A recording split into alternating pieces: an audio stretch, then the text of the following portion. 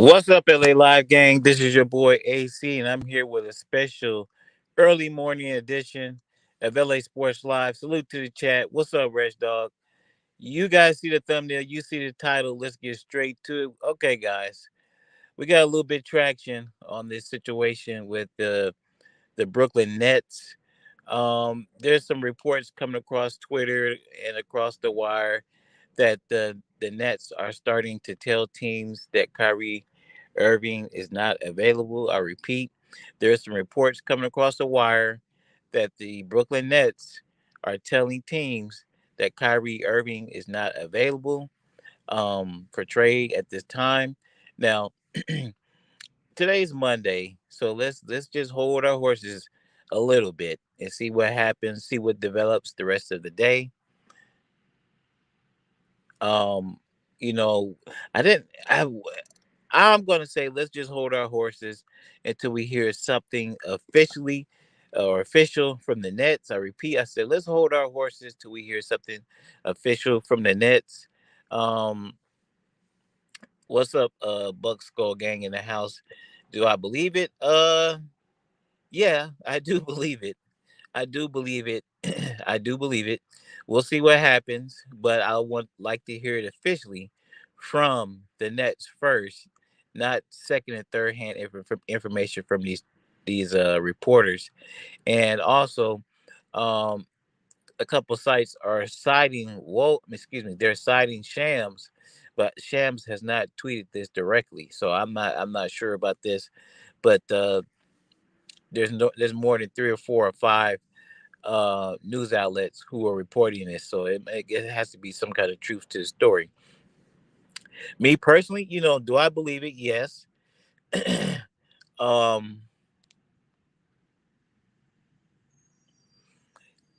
not right now. I think the Lakers will eventually move to a Plan B, but I don't think they move to a Plan B until the Nets publicly make it clear to everyone that Kyrie is not available, and then I think they'll move on. At that point, I think they'll move on to Plan B or Plan C or whatever the case may be. Now we've heard a lot of different scenarios, a lot of different speculation on possible deals for the Lakers. Um, we're not going to go into it right now. I mean, I'm driving into work, so I don't have that much time. But I'm telling you something. What I would do, what I would really favor, I would favor.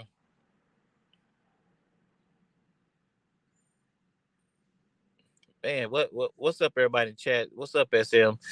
SM, you're like reading my mind, bro. I think the most logical.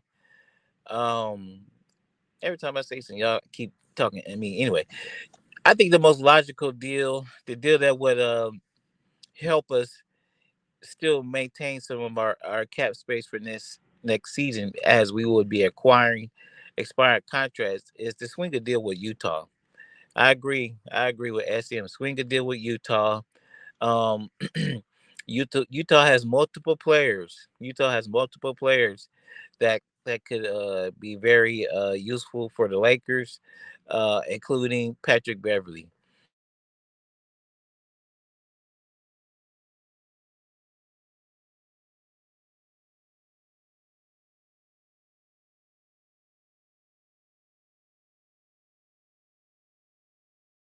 Beverly and Bogdanovich are both expiring contracts, so that would definitely fit with the Lakers' plan as far as keeping money free moving forward past 2023.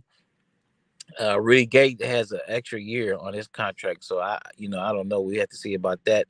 Jordan Clarkson has an extra year on his contract, so I don't know if the Lakers want to do that, but definitely for sure, Bogdanovich and Pat Bev are on expiring deals, and like I said, they have other players the Lakers could choose from. So, but if they were to pick up a combination like Conley, let's just say let's say if they were to pick up a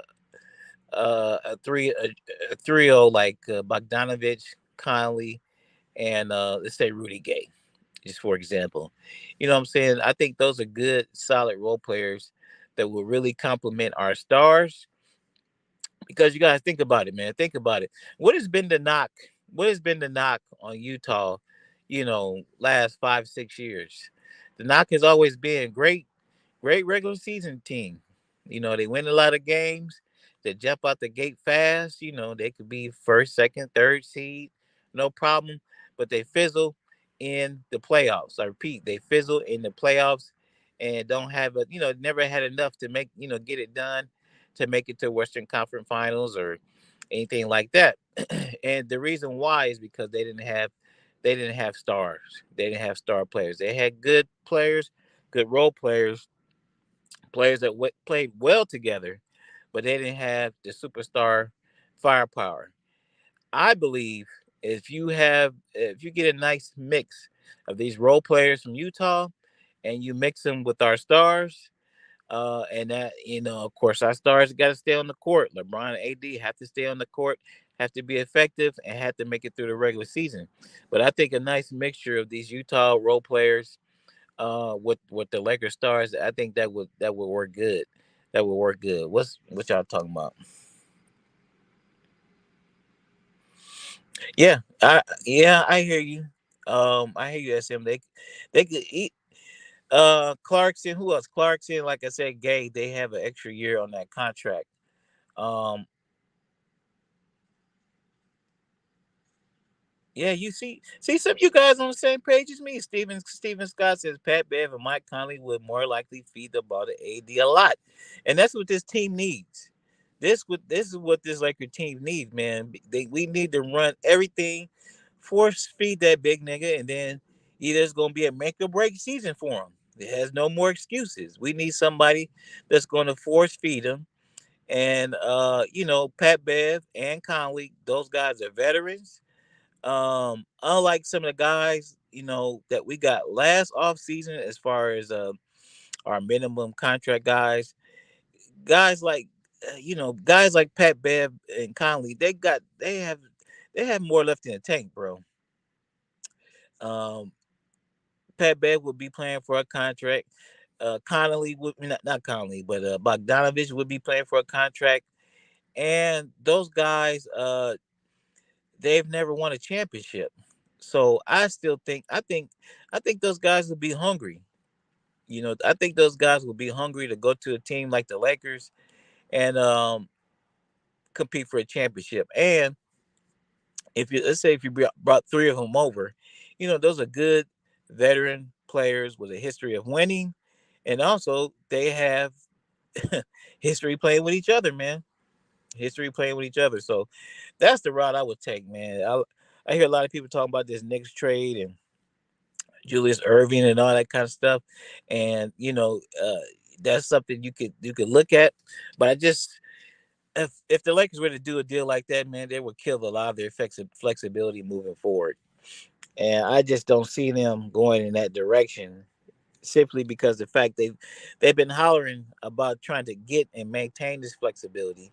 They've been signing all these guys to minimum deals, 1 year deals, 2 year deals.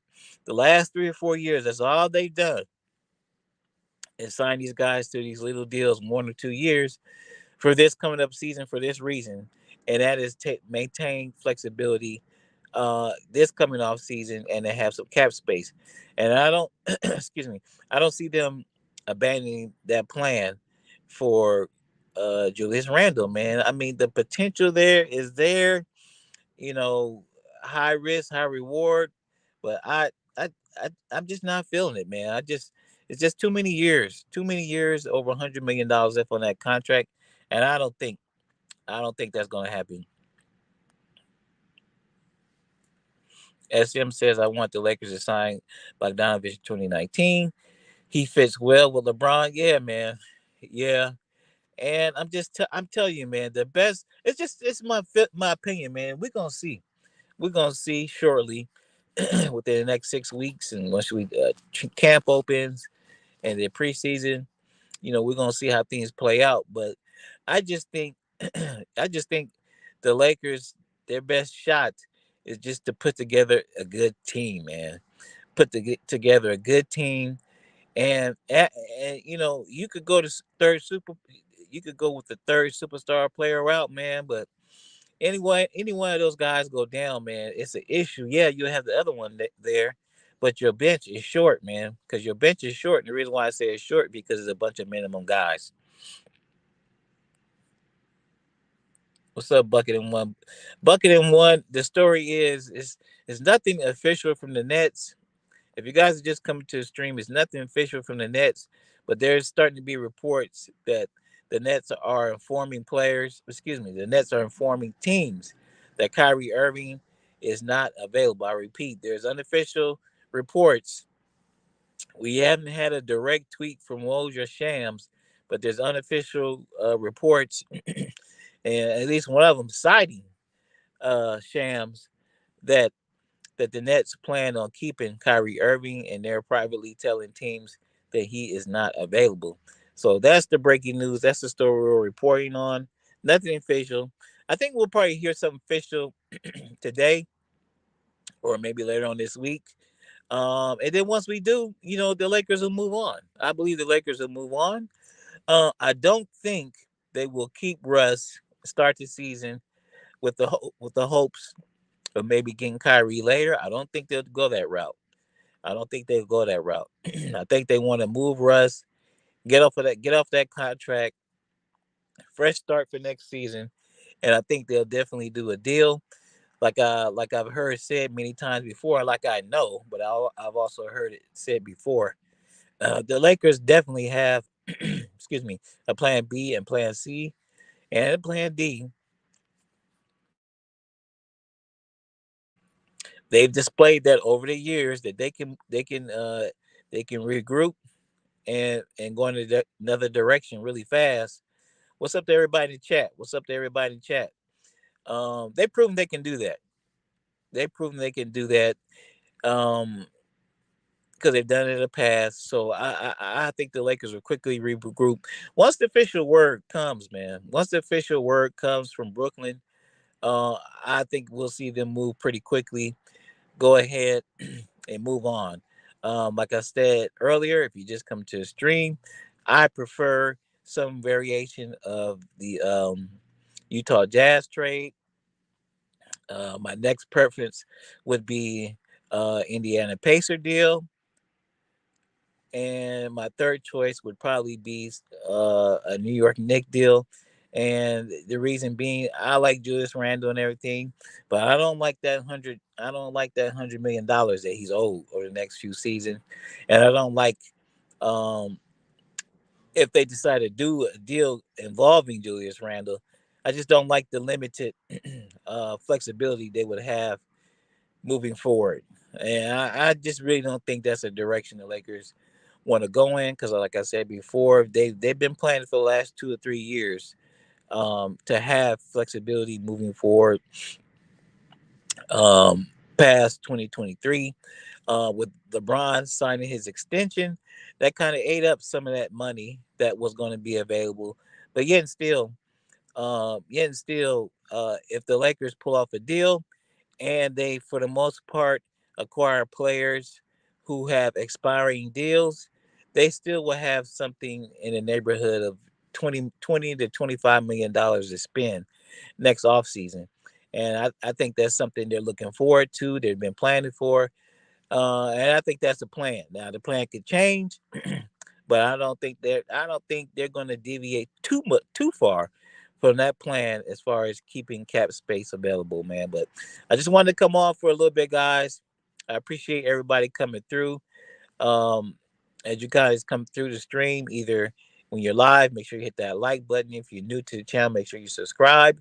Even if you're watching on a replay, like I said, make sure you hit that like button. Make sure you subscribe to the channel and share the content. The channel is growing, and it's thanks to you guys. I really appreciate it, man. I really appreciate your report. All you YouTubers out there, you know what day it was yesterday or over the weekend. You know what day it was. So I'm thankful for that. And that's only made possible by the support for you guys who come to these streams and watch us. So I really appreciate it. Undoubtedly, we'll get some more developments. We'll get some more news on this story later on today because we're starting to get notifications now. So if we get some significant more news on this situation, I'll be back right here on LA Sports Live. Anyway, it's your boy AC, LA Sports Live. I will rap with y'all later.